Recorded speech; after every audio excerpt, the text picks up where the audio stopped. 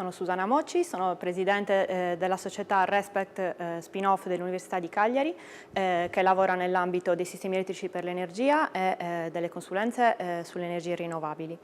Tra gli obiettivi raggiunti del progetto Poseidon, in particolare per quanto riguarda la società Respect, possiamo annoverare lo sviluppo di una metodologia per la pianificazione delle reti in area portuale, delle microreti in area portuale, quindi con un uso efficiente delle fonti di energia rinnovabili sostenibili, ma anche di quelle che saranno necessarie, con un dimensionamento opportuno sviluppato dal tool di ottimizzazione. Oltre a questo, il sistema di controllo per i dispositivi di bordo, quindi i sistemi di accumulo che consentono la ricarica delle batterie a bordo delle imbarcazioni e dei profili di consumo presenti nell'area portuale. Tra gli sviluppi futuri c'è senz'altro il fatto di poter considerare queste microreti portuali come supporto per le comunità energetiche che si stanno a livello di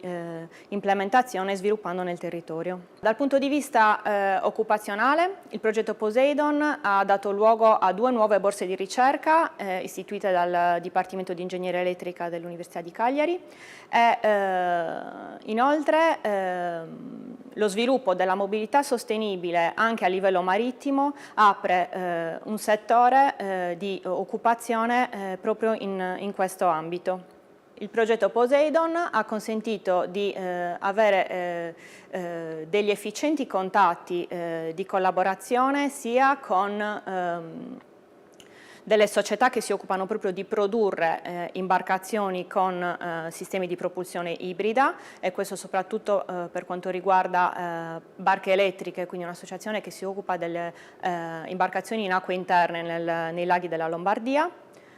E anche ci ha consentito di avere dei contatti con dei professori, dei luminari a livello internazionale, come il professor Guerrero dell'Università della Danimarca, con cui verranno attivati degli scambi tra studenti di dottorato.